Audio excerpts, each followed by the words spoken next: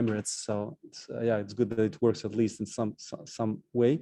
So yeah, I'm gonna go back. So basically, yeah, the agenda is as I said, is interesting. I'm gonna try to go quickly through it, and then now I'm gonna go back to why am I relevant to talk about these topics.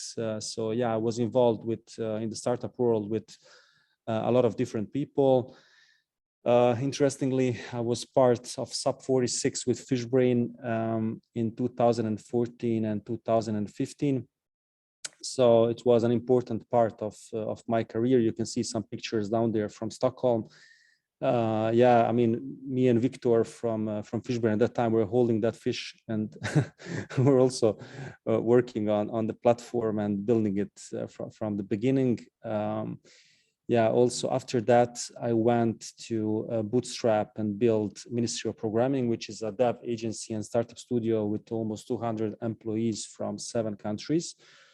I mentioned that, yeah, as being involved in the Stockholm startup ecosystem via MOP, and also as an individual before. We worked with Werlabs, with Fishbrain, Mindler, Amuse, Mio, Mendi, Froda, etc. So it was more than 75 startups. Out of them, around 40 were in Stockholm. So quite a lot of people know about us.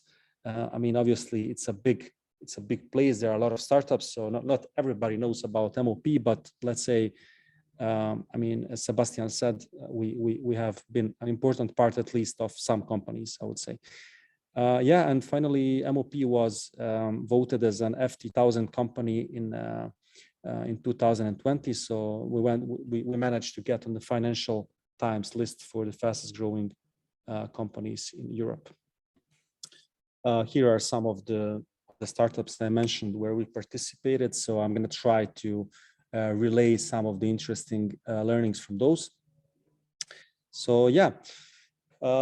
First of all, I mean, why should you care to look for people outside of your city? That's the easy answer is cost saving and faster team composition. But I would not say that this is always the case, or at least it doesn't look that way if you look at the pure numbers. So, but there are some small details about all of that that we're going to go into.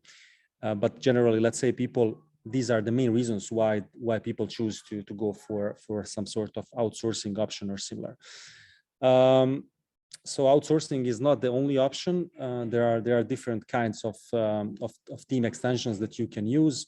Obviously, you have in-house internal hiring, you have insourcing, you have outsourcing, and also the option of startup studios. So these are not the only options. I'm just mentioning some of those where I have been involved or I have tried. So I'm going to talk a bit more about them.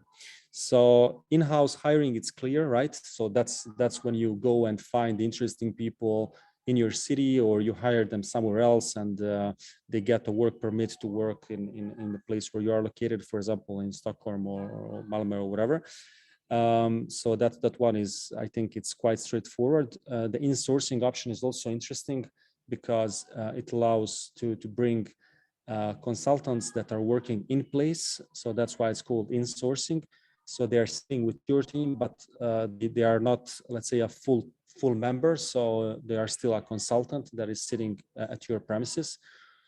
Outsourcing as a term refers to the option when you are actually bringing one piece of the work out and you are giving it to one partner that can be in another city or another location outside of the country. And the final option is that I'm mentioning here is startup studios, which is also interesting because this model is a little bit more involved, and there is a little bit more of a connecting tissue between the startup and the partner that is working on the tech and other parts of the system. So yeah, here again, but like, you know, I mean, there are generally many people that are saying that outsourcing is terrible. So I mean, so if you depending on who you ask, people are going to tell you, no, don't do that. You know, there are a lot of problems with outsourcing. You know, it's not going to work. I had trouble with this company, with that company. So there are a lot of, I would say, prejudices around it, but it's one of those things where you need to try and to consult different people and try different options and see what works for you. But I think that are really like talented teams all over the world that can be leveraged to build a next level tech company. So like this is one of our offices in Sarajevo. I mean, very often the actual outsourcing partners have really good premises that are even better than the ones from the startup that we are working on. So it's important to understand that the world now is changing fast, and people all over the world are getting like equal opportunities, which is great. And then like I think it can be leveraged to build, as I said, really good companies.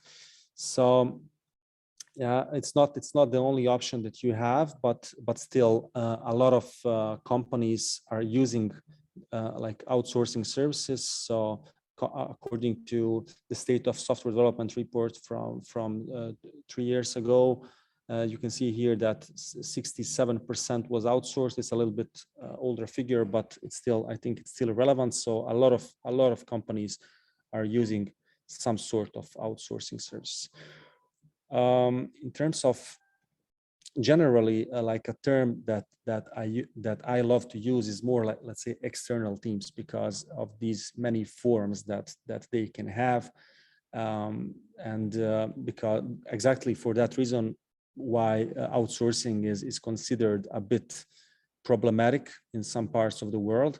So then external teams sounds better, and then kind of it implicates that that team is still a part of your startup or your journey, etc.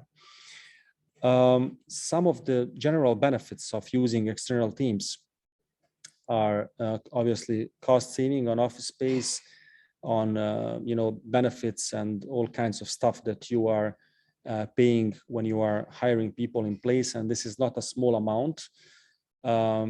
Because when people look at a price, let's say, of an external consultant or an insourcing option or whatever, they look at just like the top line numbers. So they say, I don't know, it costs X thousand euros or X thousand SEK per crowns per month, but they don't look at all the hidden costs that you have of hiring people. So it's very important to understand those costs and to put them on paper as well.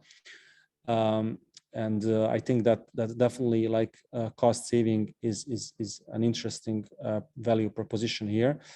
Then work segmentation and the augmentation of the team, because if you can segment the work that you need to do, the features that you need to build, it can be really interesting to have a partner. And then also that hiring pool is much bigger, because you're not hiring only in one country or one city. Instead, you're looking at the whole world. So I think it's also interesting from the diversity point of view, and to be able to reach really good people. And yeah, again, the scalability of the team can be really interesting, because you can scale up quicker instead of hiring locally. I mean, I would give you an example. When I was in Stockholm, I was hiring people for Fishbrain, because I was in some lead position in the company, and I was talking with a lot of good engineers, but as sometimes it takes even 6 months, 1 year to hire somebody. So that's not very feasible, especially like if you're trying to build something quickly to get out of the door with a couple of features, or with a big release or something, and then you cannot just wait like 6 months or 1 year to hire, let's say, an iOS engineer. So it was not very feasible. So we definitely used also insourcing, but later also outsourcing at some of those startups in Stockholm.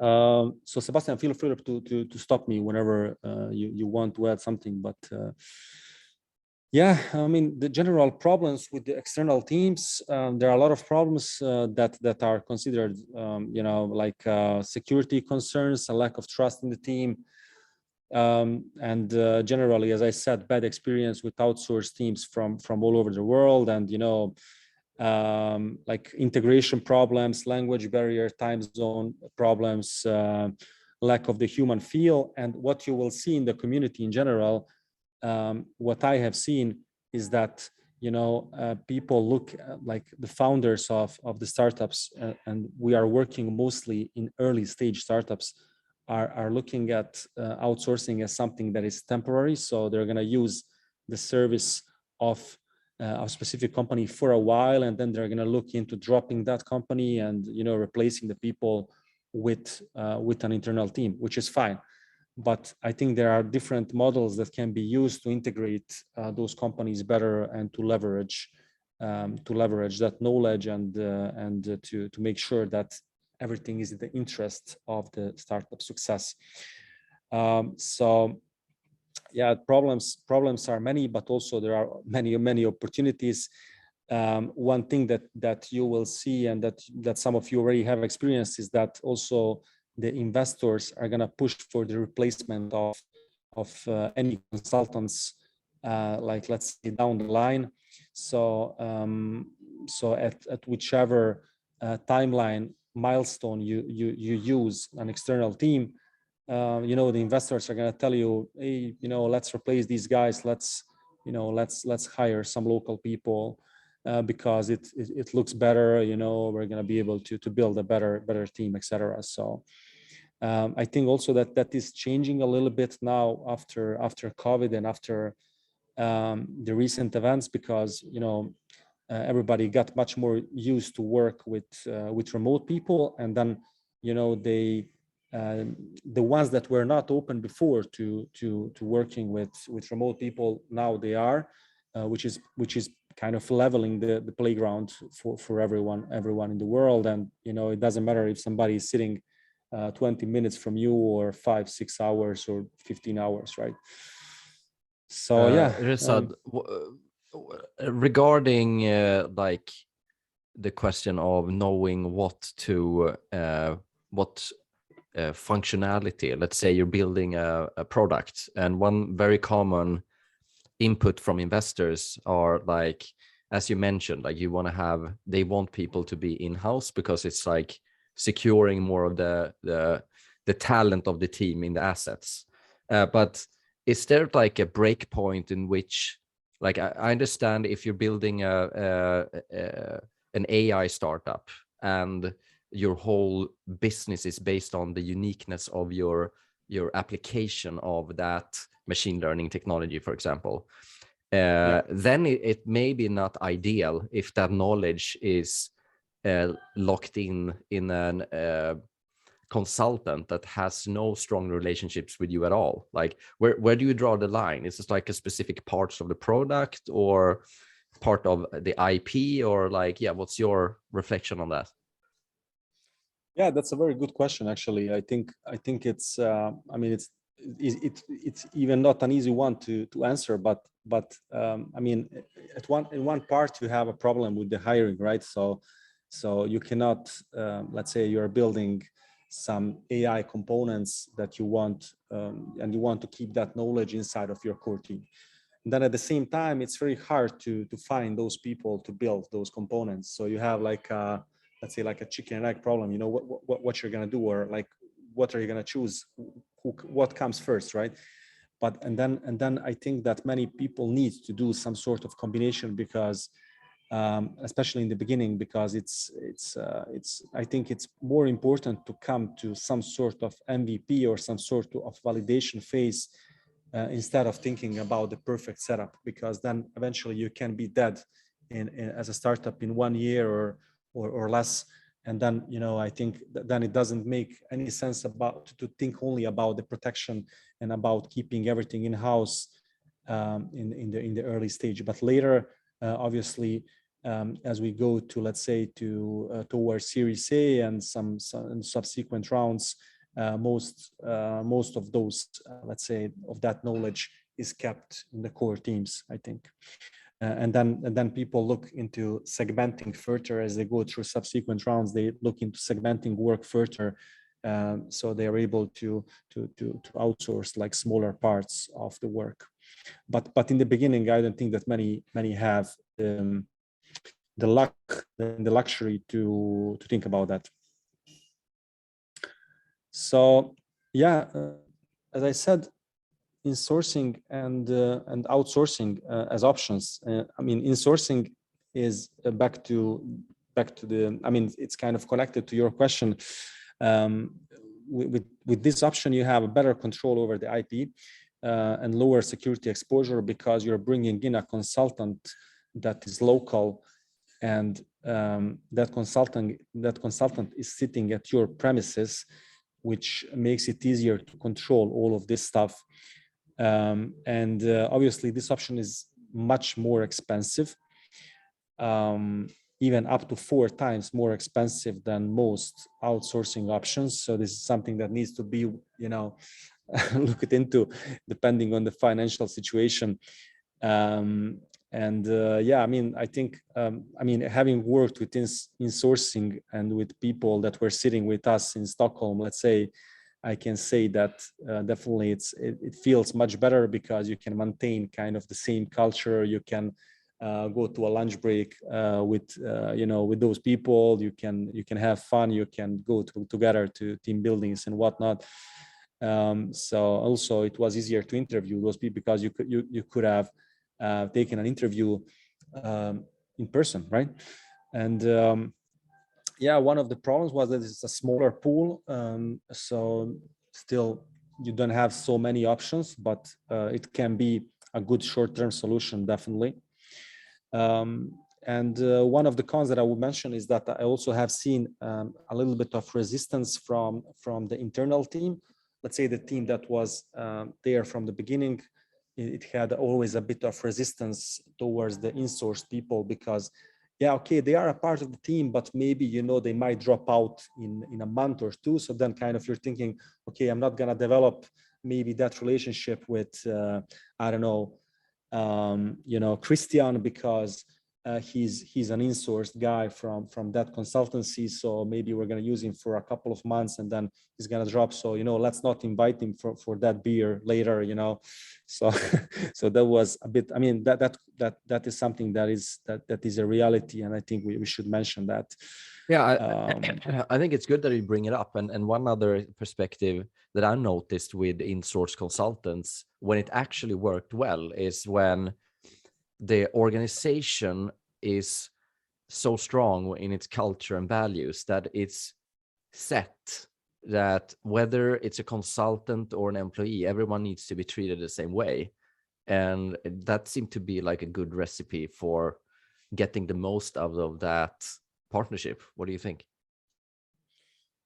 Yeah, definitely. No, I agree. I mean, it's I think it's a good option, and I mean, I don't think that any of these options is necessarily bad or good. I'm just giving them out for you guys to consider and to think about them to see if something is interesting to be used, and some of my experiences with them. But yeah, definitely, I think insourcing is still a good option. Yeah. Another question regarding insourcing. Okay. When it comes to like security exposure, have you seen a scenario in which a consultant have stolen sensitive code base or sensitive data? Like, what's the best practices here, and is it actually like, how do you be very open and inviting to be cost efficient, but without jeopardizing your whole business? Yeah. I mean, I have seen a lot of different scenarios. I'm gonna be frank, and I mean, the funny part is that I also seen, let's say, companies that are from Sweden locking in startups with either proprietary technologies or by holding like the source code, which is, I mean, something that, I mean, people would not believe that, but I'm not gonna mention obviously the concrete cases, but there were cases like that where, let's say, a company like a consultancy from Sweden has integrated a component that they built. This is one of the things to look for when you are working with an external tech partner in general, is that you need to have the full control of the code.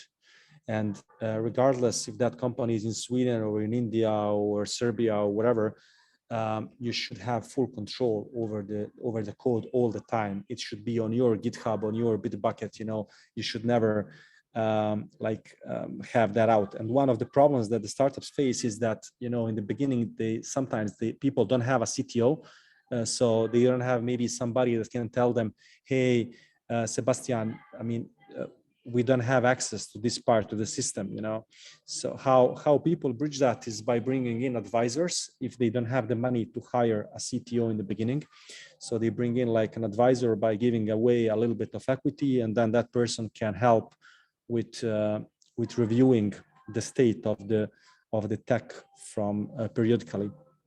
But back to your question, there were not like malicious attempts, but like in my experience of 75 different startups, so from any of the co-parents or consultants or outsourcing partners or any of the employees, there were no malicious attempts. But as I said, people tried to lock some of the startups in by doing some of these practices and not sharing the source code. Also, we had one case where there was like a team in Pakistan that was holding the source code, and the founders in Stockholm, they didn't have access to it. So when we had to take over as MOP, we couldn't take over the product because they just didn't have full control over the stuff. So and the funny part is that it's a very prominent startup from the food delivery space, and they were already out there in the media and everybody writing about them, and now they're talking to us and saying that they would love somebody to overtake their technology, and they cannot do any changes because they are out there in the media outlets, on Breakit, on Dagens Industry, etc. But no one knows about this problem, and they cannot swap that team. So they need to do a lot of massaging and different techniques to make sure that the platform is still running. So it's crazy. What kind of stuff can happen, and I can tell you a lot of these stories. But the important takeaway is that you need always to have control over your stuff. Yeah. Yes, and if you don't have the technical skills yourself to understand, then make sure you get input from someone who understands and that you trust. Is that a good summary? Exactly. Yeah, so always have somebody that knows tech on your side. Awesome. Annika. Sorry, I'm just gonna interrupt quickly. We have 15 minutes left on the presentation. Okay. Thanks, Kat. I'm gonna go a bit quicker. Yeah, but Annika, jump in. Yeah, I just wanted to say one of our Nordic collaborator partners actually got their entire code base stolen by a French developer, rolled into a new company and sold to the same customers, including government-owned companies who actually bought this software despite cease and desist letters. So that's been in court for more than a year now, I think. So that can happen. Oh, that's a nasty story, Annika. Yeah. So it's those are the type of stories happens. you don't necessarily hear about, because it's both not good for your brand, or it's embarrassing as well to get into such position where you're locked in that way. Is there like a contractual way to avoid that, except from like the obvious answer here when it comes to everything is references, right?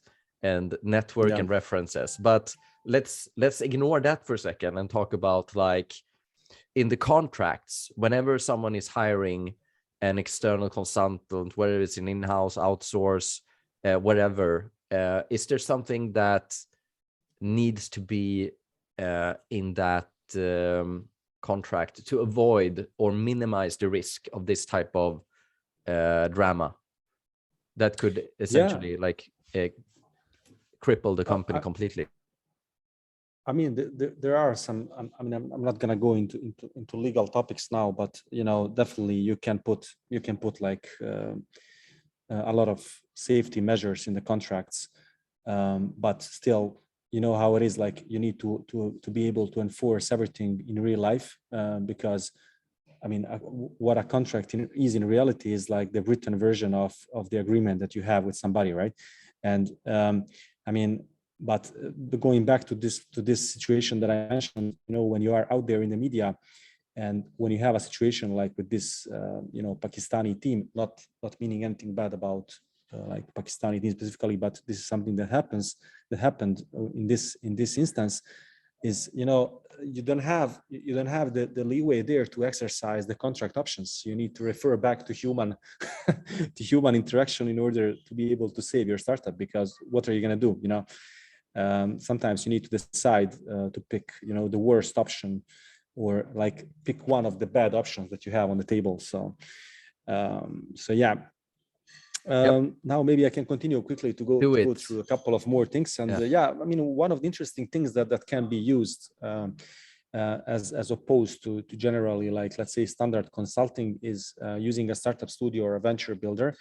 A startup studio is basically a company that is more involved and that has a piece of the pie inside your startup, and they are your tech partner, and also provide different kinds of services. So they're not looking for either locking you in or make any sort of trouble or overcharge or whatever. So they're looking to make the startup succeed. So also the interesting part about startup studios is that you know, they have seen many different things, and they can help by leveraging that knowledge from different kinds of startups. So MOP is also a startup studio. Some of them can be seen here. You will recognize also some player from the Swedish ecosystem on this picture. Yeah, basically the idea is to take a piece. You take some equity in exchange for sweat or work. That is one model. Also, it can be a cash investment, and then you work together as a partner to build that startup in several iterations. Yeah, going forward to that. So let's say an MVP can be built by using sweat equity in the beginning. So a good percentage that can be given away is up to 10%. So that's something that is safe and not too much in the beginning. Also, it helps because there are not so much operational expenses, because the pricing can be adjusted accordingly. Because let's say if a tech partner is building the startup for and has an equity and is a partner in there, they're not going to charge the full rates. Sometimes they're just going to cover the costs, and it's going to help the company to get out of the door. On the contrary, some advisors and investors are not advising to give away equity to external companies like this, and because also it can bring a little bit of problems and a conflict of interest down the line, because at the same time your development partner, let's say, is also an investor. So kind of those two worlds are a bit, you know, because at some point what happens in reality is that you need to remove yourself. This is what happened to us in many different instances. So let's say after you build several versions of the product, and then you need to transfer the full team to be, let's say, in Stockholm or London or whatever, and then you need to remove your developers because there are better people that you can employ in the mentioned cities, and you are working in the interest of the equity. But this is, again, you know, a conflict of interest for sure, and is something that again relies back to the values of the people that you are working with, and back to Sebastian's point about the references and checking how those people think. How is this structured? I'm just going to go very quickly through this, but maybe we can talk another time, and anyone can ask questions about this. But basically, you start from a valuation, and then you know, there is amount that you're raising, let's say. And then, for example, we sometimes invest like a ticket of 50,000 euros in exchange for 5% of the company, and then maybe, you know, some additional advisory percentage, and then you come to a post-money evaluation like on the screen. So it's a very simple way. So let's say you can build an MVP easily without having any money outflow, which can be very, very good from the operational standpoint. So I don't know if you have some questions here, or I can just move. Maybe this is a deep topic to go. Yeah, no, I just another. You mentioned it quickly regarding like a conflict of interest, but it's obviously if you need help with getting your product out of the door, this is and you don't have money in the bank, this is like a really good way to get shit done. Exactly. The question is just like, would that be considered? Because what I've noticed, investors that are going to do the follow-up rounds, what they tend to be very sensitive about is non-operating equity, right? Have you noticed any friction here, or like what's your experience with this type of models? Yeah, I mean there is friction definitely, but I think this is also one of the things that is evolving in the heads of the investors. But I think back to your point, I think it's very beneficial in the beginning because you can build practically a really good product with this model, and there are not so many of these kind of companies that do this. There are, but you will need to find them and to look into them. There are also startup studios all over the world. There are in Vietnam, there are in I don't know, in Bosnia, in different parts, but there are not so many of them like there are like classical outsourcing or consulting companies. So you will need to find them kind of, maybe we should make a map of all of those in a proper way and maintain it. But yeah, I mean, there is friction. Yeah, definitely. So there are problems, but I think some of them, most of them are already like validated from the community, because exactly for that reason, because there are not so many of them. So usually if there are, they have already worked with a lot of startups locally, and you can ask around and check. So what is the right time to go to an agency? I would say that it's not a good practice to use a design agency or a development agency too early. Why? Because especially in the case of design agencies, we have seen that some startups start literally from a design agency and they go to a really high-end, let's say, design studio, and they say to them, hey, please design this product, it needs to be perfect. And then what happens is, because it's the first iteration of the product, they spend a lot of money on a really polished and nice design that maybe they're going to throw out of the door in a couple of months, because it's not going to be something that is usable out there. So I would not advise going to a design focused agency too early. For like you need to wait with this until you have some initial traction. And then also a development agency, when to use it.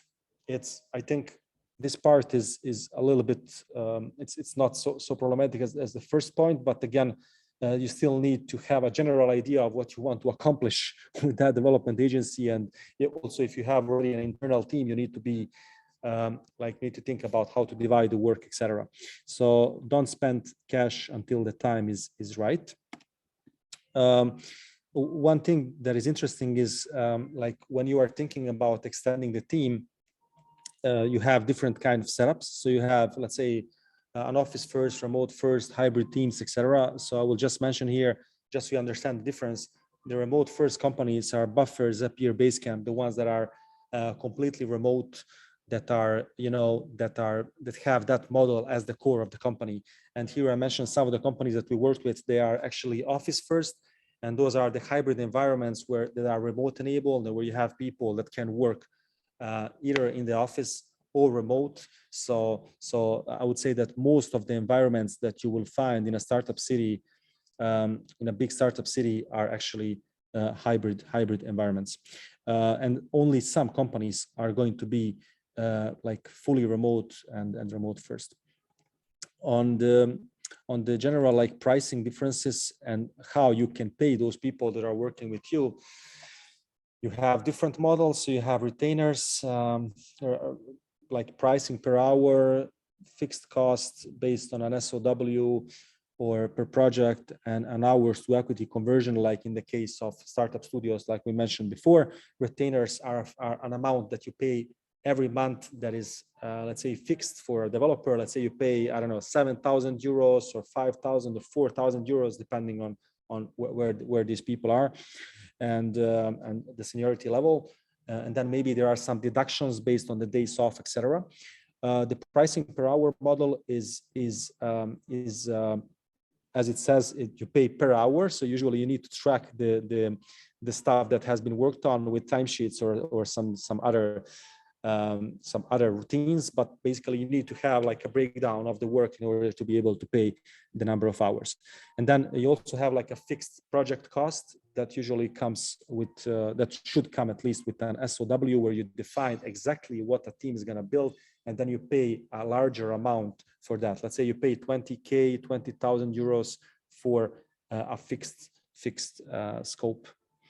And yeah, the last one I mentioned in the previous slides. So sorry, Sebastian, did you want to ask? No worries. Really good to get the different ways of paying and the different pricing models. What I'm wondering here is, and I've seen a couple of times where this go bad, is, for example, a retainer could be really good for like forecasting and expectations on time spent.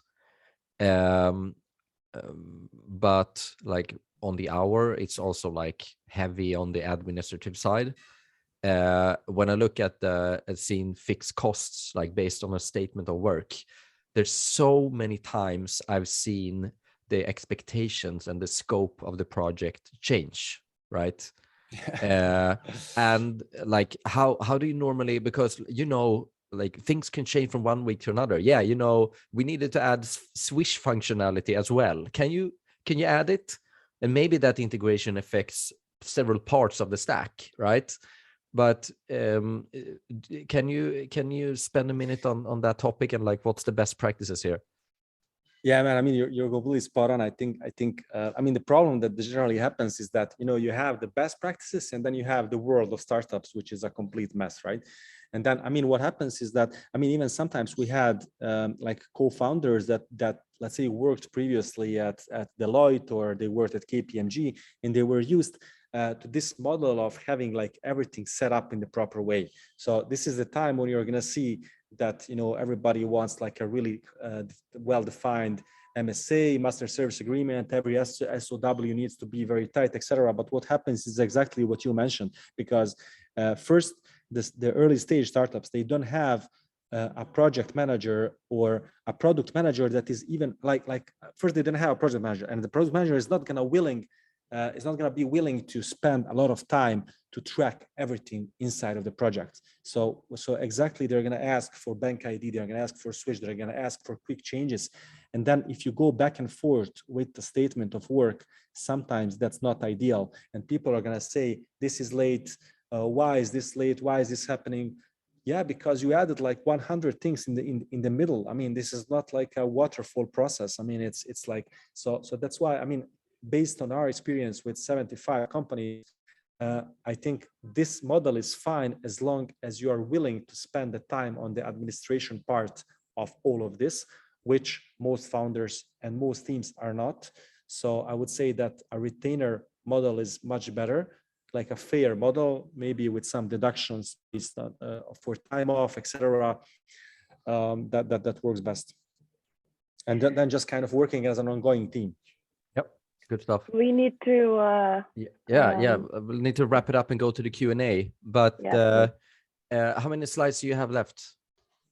Just to get I have quite a few, but I can go maybe just to the last slide of best practices. And let me you can speed it up, and I'm not gonna interrupt you, I promise. And then we have because I mean, we already kind of did the Q&A like a bit in the middle. So, but okay. And the next one is just I offered here just some salary benchmarks for from a recruiting agency on a senior C++ developers. So you will see here that the net salaries in some parts like of the world, like Bosnia, Bulgaria, Turkey, Serbia, Ukraine, are actually quite high if you think about it. Like for let's say a C++ developer. So I would say that right now this is these are figures that are maybe 1 year old or something, or 2 years old, and they are not.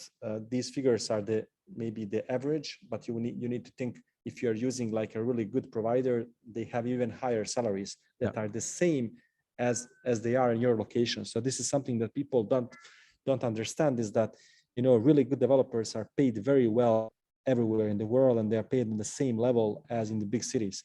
And you need to take this into account when negotiating about with companies and seeing what you're going to get. Also, the talent concentration. This is an interesting data here. You will see that, for example, the talent concentration is changing, especially because of the universities and how many people they are producing. So on this slide, you can see that Turkey is really ramping up. For example, Ukraine was one of the major providers of any kind of services. And they are obviously in a very unfortunate situation now, but they are a really important player. And now also Turkey is ramping up, so maybe it's some place to look into for some of you that are interested. And as I mentioned, like obviously there are going to be teams in some conflict or problematic areas. I mean, Eastern Europe is well known, for example, for good developers, but also there are like political issues and unrest in a big number of the countries in Eastern Europe. So it's always good to have a backup. And one good model that some startups use is a replication of one-to-one with local and external teams. So let's say for one developer that you have in Stockholm or London, you're going to have one external developer on another location. So then you are able to replicate the team and to kind of to scale it really nicely. And then you are never completely dependent on the external partner. And also it's not as bad as it looks in the media always. So like if you read the media, and reality is completely a different thing. Even today, like you're not going to believe, but most of the Ukraine teams that we are working with are operational even under the bombs. So it's like a huge kudos to them. I mean, it's unbelievable work ethics, guys. I mean, like people are working like literally from shelters and delivering versions of code. So it's crazy good work ethics. So this is something that inspired a lot of us.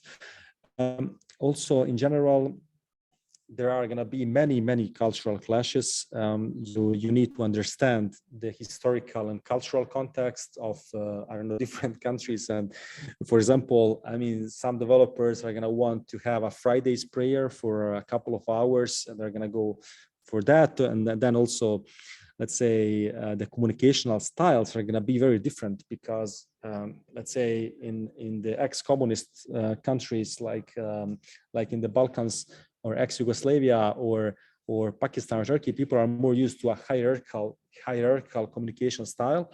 And on the contrary, let's say in Stockholm, people are used to a more egalitarian communication style where people are considered equal. So in the beginning, if you ask somebody, what do you think about this? People are not going to answer you because they are not used to those kind of questions. It doesn't mean they're stupid or they don't understand. It means just that they are not used to it. But you can pick it, you can pick their brain by opening up that communication and having really good alignment. Also, the confrontational versus avoiding style of communication, because as you know, let's say in Stockholm, where I've seen like people avoid conflict, but in these other, let's say other parts of the world, people are going to be more confrontational and expect more direct feedback. They want to talk about an issue. They don't want to avoid it. And then the individualistic versus collective culture. A lot of these countries are more like collective. So this means that people are acting as a collective instead of as individuals, which is very much different from the Western world, where every individual has his own brand. They are who they are. They are expressing their opinions, etc. People are going to form groups. So this is very important to understand. Also, differences in how people approach transparency and how they are sharing their work. Very, very different. Obviously, English language skills is something that you need to assess from the beginning and to understand, because it can create problems. And yeah, I mean, in the end, you need to accept the misunderstandings and problems and just kind of learn about all of this stuff to be able to understand. And now, just on the last slides, a couple of best practices. So I would advise for any startup to start small when extending the team. I would say start with 1 or 2 people, and don't go too far right away in the beginning, because you need to adjust yourself and your team to work with external people. And then obviously have some leeway in the contracts, have flexible contracts. Don't tie yourself to any specific agency unless you want to make them a partner because of some pre-validation, etc. And then, as we mentioned in that discussion, the open code contributions. So you need to have access always to your code and to the technology, because you should not be locked out. Ask the community for recommendations, ask the people around you, because like the online lists are not going to work. The portals that are listing the good companies in some parts of the world are not going to work. So you need to ask the community. Try to be in the same time zone in the beginning, unless you have a really big team, because communication is going to be easier. Or also look into the flights and the direct connection between cities, because I think it makes it easier to visit each like the team, and to have good better relationship. Yeah, I think that the price should definitely not be the determining factor. It should be one of the factors, but the background and culture and the motives and what that company can deliver is much more important than the price. So yeah, that would be it from the slides. And now maybe we can go into a couple of questions if we have time. Yeah, thanks a lot, man. Hope everyone was following during the escalation part of the presentation. Really good input, and I'm gonna, before I take the floor, anyone else? I'm gonna launch a few feedback questions. Oh, perfect. First. Thanks, Kat. Make sure you give us some feedback on this session while we do the Q&A. Annika, Johan, do you have any, like, are you using outsourcing right now, by the way? We are just looking into sales development, so SDRs on tap, so to say, since we are B2B. And that feels very efficient, since sort of finding the right person and sort of replacing them if they are up to notch and so on. So yeah, that feels very, very good. And later as well as developers. Yeah. Johan, you have external developers. Do you have any questions to Rešad? No, it's I'm just listening in. It's interesting, but we try to keep our team local and in-house, and we'll continue with that. But Stockholm is tough right now, so we have to consider other options, even though it's not our preferred way of going. Yeah, that makes sense. For some reason, the polling won't work from my side. Okay. Can you do it, Sebastian? Let me give it a try. Yeah, perfect. Thank you. Mirza Panzo. Apologies for slaughtering your name in my pronunciation. Feel free to jump in with a question. That's fine. Thank you. Greetings, everybody. Thanks, Rešad, for a great presentation. I think I saw you last in a flight to Germany about a year ago or 2 years ago. Just a quick question with regards time zones. Have you obviously you've concentrated on Europe for most of your projects, but have you dealt with American companies or Southeast Asia or Australia and so on? Yeah, we certainly did with I mean, EU and the US. With Southeast Asia, no, but yeah, I think it's not something that we are opposed to. It was more like organic. Yeah, but the challenges with time zones, I mean, it's just like about making the work a little bit more asynchronous, I would say. So yeah, but and also it brings a little bit of imbalance in the work life balance of some people that are involved. So but that's why we were mostly trying to stay in the same time zones, or at least somewhere. Yeah, no problem. So I'm guessing, I'm going to jump in, but just, is there a like, that sounded more like a spontaneous development, but what's the actual best practices when it comes to working with remote teams where there's only a few hours per day which are overlapping? Like, how do you, like, what's the best practices there? That's usually spent on meetings, and when you overlap with somebody just for a couple of hours, that's the time that you use to have meetings, to have, if you're using, let's say, Scrum or a similar or a similar routine or methodology, then you're gonna have those sprint like the review meetings. You're gonna have the planning meetings in those hours, etc. And the other time you're gonna spend working when you're not when the other team is either sleeping or what. So it's yeah, definitely meetings. Yeah. Thanks a lot, Rešad. Really appreciate you taking time to share your experience and knowledge. And thanks everyone for tuning in. We'll share this the workshop and the deck afterwards.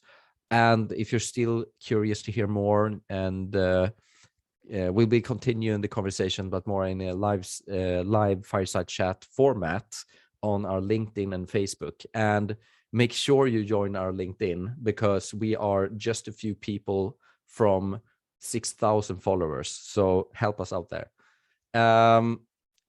Thanks so much, Rešad, and everyone tuning in. See you soon. Yeah, thanks from my end as well. And if you have any questions, feel free to reach out. I'm gonna help, obviously free of charge, with some advices and looking into stuff and helping you to guide the ship. So make sure to reach out with any questions. Thanks a lot, man. Thank you. See you guys. Bye. Thank you. Bye.